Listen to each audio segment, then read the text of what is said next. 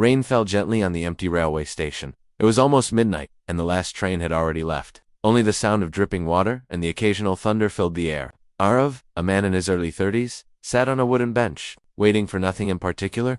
He wasn't going anywhere, he just didn't want to go home.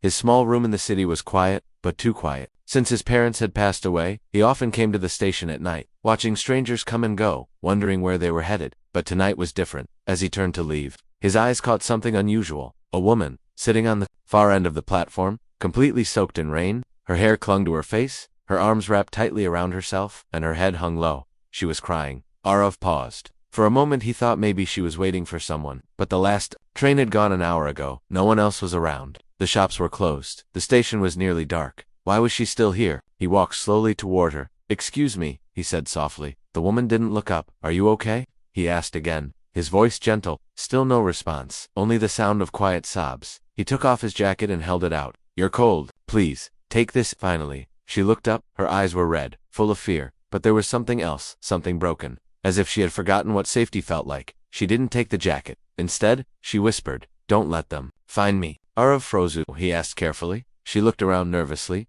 then shook her head. "Please, I don't want to go back." Her voice cracked. She sounded more like a child than a grown woman. Arav crouched down, trying to meet her eyes. "You're safe here. I won't let anyone hurt you." She blinked fast, trying to hold back more tears. "Come with me," he offered. "There's a small guest house nearby. It's quiet. You can rest. Just for tonight." For a few seconds she didn't move. Then slowly she nodded. He helped her up. She was shivering badly. He draped the jacket over her shoulders and led her out of the station. They walked in silence. Arav kept looking back, half expecting someone to follow them. But the streets were empty. The city asleep. The guest house owner knew Arav. "You never bring company," he joked, handing over the key. Arav just smiled politely, just helping someone who needed it. In the small room, the woman sat on the edge of the bed. Arav handed her a towel and some warm tea. "Drink this," he said. "I'll be just outside. If you need anything, knock." She looked at him, unsure. "I won't ask your name," he added softly. "Not until you're ready." He stepped out and closed the door. That night he didn't go home. He stayed in the hallway, sitting on the floor, just in case she needed help. Around 3 a.m., he heard a sound. A muffled cry, then a shout. He stood quickly inside the room. She was having a nightmare. Her body tossed in the bed, her hands clenched into fists. "No, no, Ion," she cried. Arav rushed in. Hey, it's okay." She gasped and sat up, sweat dripping from her forehead. She looked around, confused and terrified. "It's okay," he said again, slowly sitting beside her. "You're safe. It was just a dream." Her breathing slowed, but her hands still trembled. "Who's Ion?" he asked gently. She didn't answer. Instead, she looked away, her eyes filled with sorrow. I lost everything," she whispered. "Everyone." Arav didn't ask more. He simply sat there until she calmed down. When morning came, he brought her breakfast. She was sitting by the window, wrapped in a blanket. "Thank you," she said, quietly. He nodded. "You're welcome." She hesitated, then asked, "Why are you helping me?" Arav thought for a moment. "Because you reminded me what loneliness looks like." She looked down. "I've been alone for a long time." He didn't speak. Sometimes silence was the kindest answer. Later that day, while she was sleeping, Arav noticed her small handbag lying open on the table. He wasn't one to snoop, but something caught his folded photo. He picked it up gently. It was a picture of her holding a baby, a beautiful child, maybe a year old, with curly hair and a bright smile. Arav felt a lump in his throat. He put the photo back and quietly stepped out of the room. But as he walked down the stairs, his phone buzzed. "Unknown number," he answered. A deep voice spoke. "You're with her, aren't you?" Arav froze. "Who is this?" "Tell her to stop running," the voice growled. "Before it's too late." Click. The call ended. Arav stood there, heart racing. Who was she really? What was she running from? And why did someone want her found so badly? He looked up toward the room. The woman he had just tried to save might be in more danger than he thought, and so might he. Arav sat on the edge of his bed, still holding the phone in his hand. The voice from the call kept echoing in his mind. Tell her to stop running before it's too late? His heart beat faster than ever. He had helped a stranger out of kindness, but now he was part of something much deeper, something dangerous. He looked at the closed door across the hall, the room where the woman was resting. She didn't even trust him with her name. And yet, someone out there was desperate to find her. He paced the hallway for a few minutes, uncertain what to do. Call the police? No, not yet. She had begged him not to. He couldn't betray that trust, not until he knew the full story. A little after 7 a.m., she opened the door slowly. Her eyes looked tired, swollen from crying, but she seemed calmer. "Good morning," he said softly. She nodded, voice quiet. "Did I wake you last night?" He shook his head. "No, you had a nightmare." She looked down at her hands. I don't remember it. He didn't push her. Instead, he handed her a cup of tea. She took a sip and looked at him. Thank you for everything. Arav gave a small smile. You don't have to thank me, but if you're ready, I want to understand, so I can help better. She sat at the small table in the room, stared out the window for a few seconds, and then nodded. My name is Mehor Araf, repeated it softly. Mehor, she continued, her voice shaking. I got married 3 years ago. My husband, his name is Adil. He was not the man I thought he was. Araf sat opposite her, listening quietly. He was controlling, angry, cruel. He didn't let me talk to anyone, not my family, not friends. I was just supposed to be his wife, cook his food, and stay quiet. Her fingers clutched the cup tightly. I tried to leave once. He locked me in the house for 3 days. After that, I stopped trying. Araf's fists clenched, but he didn't interrupt. Then Ion was born, she said, her voice suddenly warm. My little boy, he changed everything. I had a reason to survive. For him, tears welled up in her eyes again. But Adila, he didn't care about Ion either. He only saw him as a tool to keep me under control. One day, Ion got sick. I begged Adil to take him to the hospital. He refused. Said I was being dramatic. Her voice cracked. I ran away that night with Ion. I walked 4 miles, holding him in my arms, until I reached a clinic. Arav leaned forward. What happened then? They helped us. Treated him, but then the police came. Adil had reported me missing. He told them I was mentally unstable and had kidnapped my own son. Araf's eyes widened. What? I tried to explain, but no one listened. They believed him. He was rich, connected. I was just a housewife. Her breathing became shallow. Arav reached across the table and gently placed his hand over hers. It's okay. You don't have to go on. But she shook her head. I need to tell someone. I need someone to believe me. Arav nodded. I believe you. Mehor blinked, surprised by his words. She continued, her voice low. They sent me to a mental health facility. For 6 months, I kept saying I was fine, that I just wanted my son. But the doctors, they gave me medicines, said I was unstable. Arav felt sick. After 6 months, one nurse helped me escape. She believed me. She said Adil was dangerous. She gave me money, told me to disappear. I've been running since then. Where is Ion now? Araf asked gently. Mehor looked at him, eyes full of sorrow. He's with Adil and I don't know where they are. Silence filled the room. Outside, the city was waking up. But in that small guest house, time stood still. Arav finally spoke. You're not alone anymore, Mehor. I'll help you. We'll find him. She stared at him, unsure if she should believe it. He smiled faintly. One step at a time. For now, we stay quiet. Safe. Mehor nodded slowly. Okay. That evening, Arav stepped out to get food. He told Mehor to lock the door and not open it for anyone. As he walked toward the market, he noticed something strange. A man across the street, pretending to read a newspaper, but glancing up every few seconds. Arav passed him, pretending not to notice, but his instincts screamed. He bought food quickly and returned to the guest house, by a different path. When he arrived, he saw the same man from before talking to the guest house owner. Arav's heart dropped. He waited until the man left, then rushed inside. Mehor was fine, safe, but the owner looked confused. That guy was asking about you. Said he was your cousin. Arav forced a smile. He must have been mistaken. But inside, he was panicking. Later that night, he told Mahar, they're looking for you. They've already reached this area. Mahor's face went pale. What do we do? We leave tonight, Arav said firmly. I know someone who can help. A lawyer. She works with women like you. Mehor hesitated. Can we trust her? Yes, he said. But we have to go now. Mehor nodded. She packed quickly. Arav paid the owner and thanked him. They left through the back alley and walked quietly through the dark streets. But just before turning the corner, a black car pulled up at the far end of the road. Arav's grip on Mehar's hand tightened. His heart pounded in his ears. The man standing beside the black car, wearing a long coat and a twisted smile, was exactly how Mehor had described him, cold, confident, and dangerous. Adil? He took a slow step forward. Mehor's body went rigid with fear. It's him, she whispered. He found me. Arav didn't hesitate. Run. They turned and sprinted down the narrow alley behind the shops. Footsteps echoed behind them. Adil had people with him. At least 2 more men, probably his guards or hired goons. This way, Arav gasped, turning sharply into a side lane. It was dark and cramped, the walls stained and cracked, but it offered cover. They ducked behind a stack of crates. Mehor was shaking. I can't do this again. I can't go back to him. You won't, Arav said firmly. I promised. Remember, you're not alone. They waited in silence, holding their breath, as the footsteps got louder, then fainter. After a few minutes, the sounds faded. Arav peeked out. The street was clear. Come on, he said. We have to keep moving. They stayed off the main roads, walking through side streets, old alleys, and underpasses until they reached the edge of the city. Arav led Mehar to a quiet house hidden behind a row of shops. It belonged to an old college friend of his, Samir, a kind man who now worked with legal aid groups. Samir opened the door, surprised Arav. What are you? No time to explain, Arav said. We need a place to stay for the night. It's urgent. Samir nodded immediately.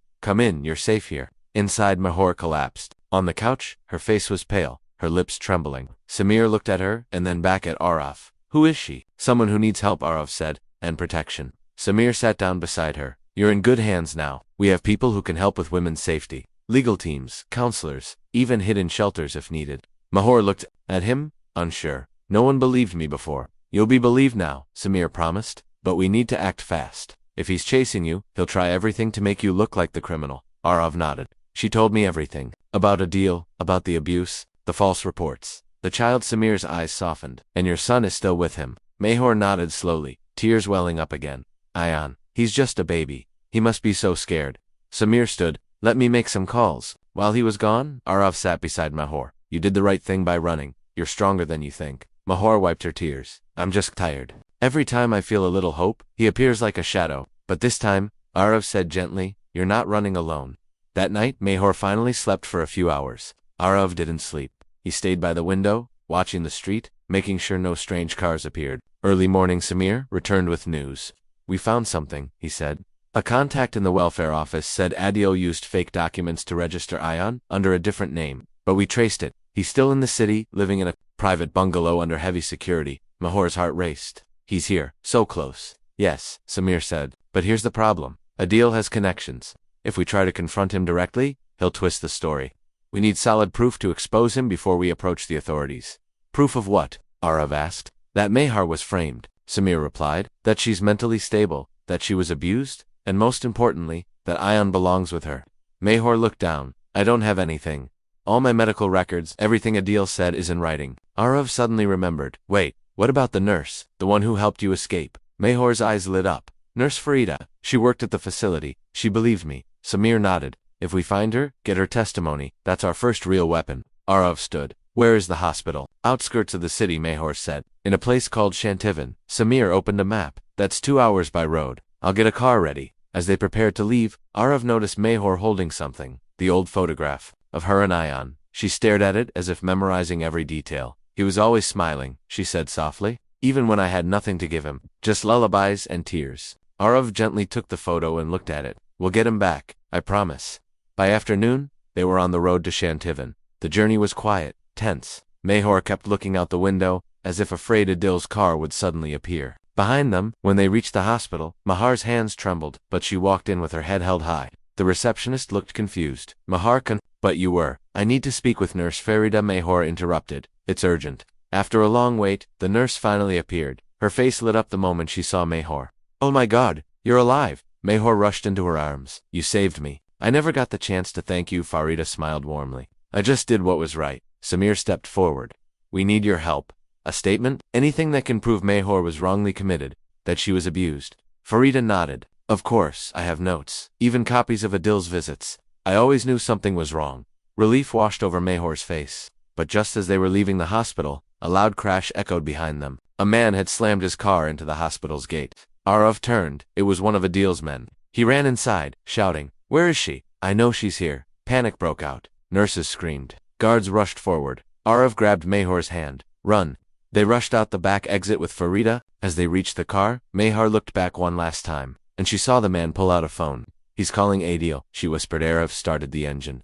The chase had just begun. The car sped down the dusty road as Arav gripped the wheel, eyes locked on the mirror. The man who had stormed the hospital was already behind them in a black SUV, closing the distance. Faster, Samir urged from the back seat. He's gaining. I see him, Arav muttered, pressing his foot harder on the accelerator. Mahor sat beside him, her hands trembling, clutching the seat. I thought we were safe there. Farida, the nurse, leaned forward. They're watching every place you've ever been. That man. He wasn't just looking for you. He wanted to destroy evidence. My testimony? Arav swerved sharply off the highway and onto a narrow forest road. The trees thickened around them, giving some cover. The SUV behind them hesitated at the turn, then followed. Do you even know where this goes? Samir asked. No, Arav replied, but I'm not letting them catch us. The road grew bumpier. The car rattled over rocks and roots. For a moment, silence fell inside, broken only by Mahor's shaky breath and the roar of the engine. We can't outrun him forever, Farida said softly. I know, Arav replied, but we can hide. Up ahead, he spotted an old abandoned shed near a dried-up riverbed. He turned sharply and drove behind it, cutting the engine. Everyone out, he whispered. Now, they rushed into the shed, ducking low. Arav pulled the rusted door shut and peered through the cracks. The SUV passed by on the road, not slowing. Arav exhaled deeply. We lost him, for now. For now? Inside the shed, they caught their breath. Dust floated in the air. The wooden beams creaked above. It wasn't much, but it was a moment of peace. Farida reached into her bag and pulled out a small folder. Before he arrived, I printed copies of everything I had. Mihar's records, staff logs, security entries, and my personal notes. She handed the folder to Samir. Samir flipped through the pages, nodding. This is exactly what we needed. With this, we can prove Mehar's admission was forced, and that her mental health was never properly evaluated. Mehor looked at Farida, tears in her eyes. Thank you. You saved me again. Farida smiled warmly. I should have done more back then, but I'm here now. Suddenly, Arav's phone buzzed. He answered quickly. Hello. A shaky female voice responded. Is this Arav? Yes. Who is this? My name is Zoya. I am Adil's sister. Everyone in the shed turned toward him. Zoya continued. I don't have much time. I saw what Adil's men are doing. I never agreed with him, what he did to Mehor. To Ayan? It's wrong. Mehor's eyes widened. Zoya. Arif put the phone on speaker. Zoya's voice grew more urgent. He's planning to leave the country with Ayan tomorrow. He's scared you'll go public. Mehor's voice cracked. Where is he now? He's at the family farmhouse, the one near the river bend, 2 hours from the city. Arav exchanged looks with Samir. That place is isolated. No cameras, no neighbors. Zoya's voice dropped. He keeps Ayan there. The boy cries for his mother every night. Please, save him. The line went dead. Meher broke down. He's with my son. So close, and I still can't reach him. Arav knelt beside her. We'll go tonight. We'll bring Ayan back. Samir frowned. It's risky. If he has guards, I don't care. Mehor said. I want my son. Farida nodded. We'll help all of us. They rested. For a while, then planned every detail. Arav borrowed a jeep from an old mechanic friend nearby. Samir packed the documents. Farida disguised herself in a shawl. Mehor tied her hair, changed her clothes, and wrapped her face partially to avoid recognition. As darkness fell, they drove through winding roads, past sleepy towns, and into the countryside. The farmhouse came into view around midnight. It was surrounded by tall grass and a high wall. One security light glowed near the gate. A single guard stood there, smoking. Arav parked at a distance. Wait here, he whispered. I'll handle the guard. Before anyone could protest, he slipped out and circled behind the fence. He picked up a stone and tossed it near the trees. The guard turned.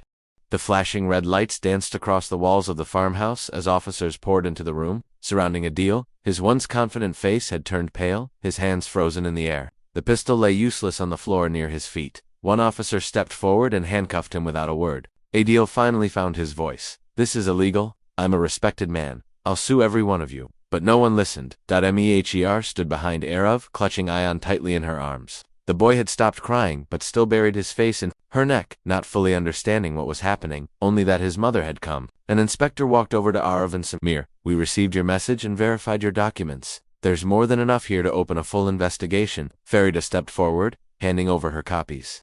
These prove that Mehor was institutionalized under false reports. I was a nurse at the facility. I witnessed everything. The inspector gave her a nod. You're brave for coming forward. Another officer looked at Mehar. Madam, you and your son need to come with us for official protection. Adil has connections. We don't want to take any chances. Meher's grip on Ayan tightened. Can Arav and the others come with me? The inspector nodded. Yes. We'll arrange a safe house for all of you. As Adil was dragged away, he shouted, You think you've won, Meher? You're nothing without me. She didn't respond. She simply looked at him, not with fear, but strength. That night, they were taken to a secure apartment provided by the police. It was small but safe. The windows were reinforced, and 2 officers stood guard outside the door. Inside, Meher held Ayan as he slept in her lap. She kept brushing his hair, gently humming a lullaby she used to sing before their world fell apart. Arav sat across the room, watching them. For the first time, he saw peace on her face. Samir looked at his phone. News is spreading. Local channels are reporting Adil's arrest. Social media is picking it up too. Farida smiled. Good, let the world see what he really is. But Mehor's face remained serious. This isn't over. What if they release him on bail? What if the court doesn't believe me? Samir stood. We're filing for emergency custody and pressing charges for wrongful admission, abuse, and child endangerment. You have every right to be afraid, but this time, the law is on your side. Mehor nodded slowly. I want to speak. I want to tell the world what he did. Not just to me, but to every woman like me who is silenced. Arav stepped beside her, and will stand with you. The next day, a female reporter from a major news channel arrived for a private interview. The police had allowed it under strict security. Mehor sat in front of the camera, holding Ayan's hand. The reporter spoke gently. Are you ready to share your story? Mayhor nodded. Yes. She took a deep breath and began. Her voice was steady. I was 25 when I got married. At first, it seemed like a dream. But soon, that dream became a prison. My husband, Adil, controlled everything. My phone, my thoughts, even my smile. When I became a mother, I thought he would change. But he didn't. He used my son as another way to break me. The reporter listened carefully. I tried to escape, not once, but twice. Each time, I was pulled back. The last time, I was thrown into a hospital, called mad, and locked away. My baby was taken from me. Everyone believed him. No one believed me. She looked at the camera, tears in her eyes, but her voice firm. Until one night, a stranger found me crying at a train station. He didn't ask who I was or what I had done. He just offered me a coat. Arav, watching from the side, felt his chest tighten. That stranger, Arav, changed my life. He chose to believe me when I didn't believe in myself. The interview aired later that evening. It went viral within hours. Thousands of women commented with messages of support. Hashtags flooded social media. Journalists, human rights activists, and even politicians began speaking out. Adil's lawyers scrambled to control the damage. But public pressure was growing. Within a week, the court held an emergency custody hearing. Inside the courtroom, Mayhor sat holding Ayan's hand. Across from her stood Adil, now clean-shaven, wearing a suit, his smile back. But his eyes couldn't hide the panic. Samir stood beside Mayhor as her lawyer. Your Honor, he began. We present documents proving Adil Khan's manipulation of mental health records, including false testimony and illegal confinement of his wife. We have a witness, Nurse Farida, and official files from the facility. Farida took the stand, calm and clear. I saw the bruises. I saw how afraid she was. She didn't belong there. She was a victim. The judge listened carefully. When it was Adil's turn to speak, he tried to charm the courtroom. My wife has always been emotional. I only did what was best for her and our son. But the judge raised a hand. Enough. He turned to Mayhor. Mrs. Khan, do you wish to speak? Mayhor stood slowly, still holding Ayan's hand. I was silent for too long. I was told I was worthless, unstable, broken. But today, I want the court to know, I am not broken. I am a mother, and I am here to fight for my son. The courtroom went quiet. The judge looked down at the papers, then back up. After reviewing the documents and hearing the testimonies, the court grants full custody of Ayan to his mother, Mayhor Khan. Furthermore, Adil Khan is to be held without bail pending criminal charges. Adil slammed his hands on the table. You can't do this. But the guards were already by his side. Mayhor hugged Ayan tightly, tears streaming down her face. Arav stepped beside her, and for a moment she simply leaned into him, finally allowing herself to breathe. As they stepped out of the courthouse, a crowd of reporters waited, flash after flash, question after question. But Mayhor didn't speak this time. She simply raised her son's hand in hers and walked forward. Arav walked beside her, silent and strong. Behind them, the doors of the courtroom closed. But ahead, a new life was just beginning. The sun shone gently through the window of the safe house. Mayhor stood near the curtain, watching Ayan play on the floor with a toy car. His laughter echoed in the room, a sound she had missed for so long that it now felt unreal. Every time he smiled, every time he called her mama, it made her heart overflow. But even in peace, shadows lingered. Arav entered the room with 2 cups of tea. He handed one to Mayhor and sat beside her. You didn't sleep last night, he said softly. Mayhor gave a small nod. I was afraid it would all disappear when I woke up, like it was just a dream. It's not a dream, Arav said. He's gone. You're free now. She looked at him. Am I really? Arav hesitated. What do you mean? Mayhor took a deep breath. Adil's family, his business partners, his old friends in politics. They're quiet now, but for how long? What if someone tries to help him? What if they come for Ayan again? Arav placed his cup down. We'll face them if they do. You're not alone anymore. Just then, Samir walked in, holding a newspaper. You need to see this. The front page showed a picture of Adil being taken into custody. The headline read, Business Tycoon Accused of Abuse and Fraud, Wife Speaks Out. But below that was another story, one that made Mayhor's stomach twist. Adil Khan's legal team files motion to challenge mental health claims. Samir frowned. His lawyers are trying to discredit the evidence. They're saying Farida's testimony is fake and that you're using your child for sympathy in the media. Mayhor's hands shook. They'll do anything to erase the truth. Let them try, Arav said. The truth is louder now. Farida arrived later that day with 2 women from a support organization. They had read Mayhor's interview and wanted to feature her story in a campaign to raise awareness about domestic abuse and false mental health accusations. At first Mahora hesitated. I'm not ready to be in the public eye again. But Farida encouraged her. You've already helped so many women just by speaking up. If you stay silent now, they'll think you were scared back into hiding. Mayhor thought of all the nights she cried alone, all the times she had begged to be believed. Maybe her voice could be someone else's strength. She agreed to record a new interview, this time not as a victim, but as a survivor. The next day, a small camera crew came. Ayan stayed close to Arav, holding his hand tightly while Mayhor sat on a chair under soft lights. I was once told that I was crazy, she said, that my pain wasn't real, that I had imagined the abuse. I believed them, for a while, but now I know better. She looked into the camera. If someone tells you that your suffering is not valid, walk away. Run if you have to, and don't be afraid to ask for help, because kindness still exists. I'm living proof. Arav watched from the side, filled with quiet pride. Later that night, Mahor stood on the balcony, staring at the moon. Arav joined her. You were incredible today, he said. Mahor smiled faintly. It felt good to speak without fear. They stood in silence for a while. Then Mahor turned to him. Why did you help me that night at the station? Arav took a deep breath.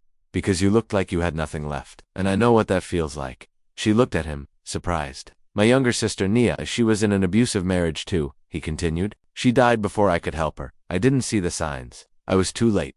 Mahor's eyes filled with emotion. I'm so sorry. Arav looked at her. You reminded me of her that night. Lost, broken, scared. I couldn't fail again. She reached out and held his hand. You didn't fail. You saved me. In the following days, Mahor's video began to spread like wildfire.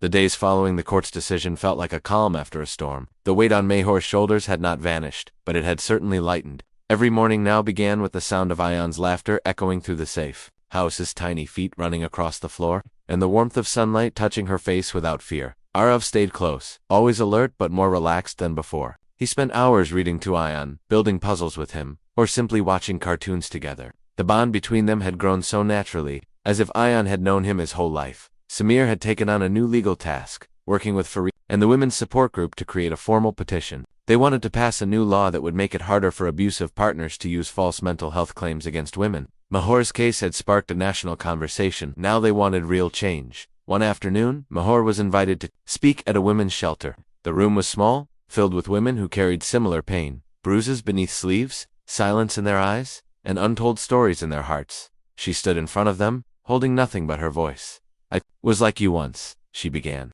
afraid, ashamed, and alone.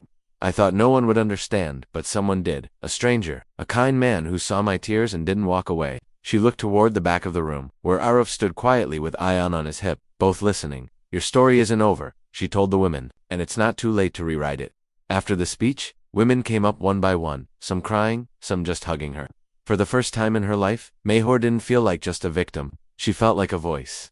Later that night, sitting on the balcony under the stars, Mahor turned to Arav. I've been thinking, she said, about everything, about you. Arav looked at her, listening closely. I wouldn't be here if you hadn't stopped that night at the station. I could have disappeared forever. He smiled softly. But you didn't. You chose to fight. That's all you know, she said, shaking her head. It was us, together. She reached for his hand. You've done so much for me and Ayan. I want to start giving back. He looked curious. What do you mean? I want to help women, not just with words, but with action. Ayan and I were healing, slowly. But I want to use my story to protect others. Arav nodded. I think that's the bravest thing you could do. The next few weeks were full of work. Mahor joined Farida and Samir in their legal campaign. They met with lawmakers, recorded public service messages, and even visited rural areas where women rarely spoke out. Each time, Mahor stood tall and shared her story. Meanwhile, Adil's trial approached. The prosecution had built a strong case with Farida's testimony, the forged documents, and even Zoya's secret recordings that she had emailed anonymously to the authorities.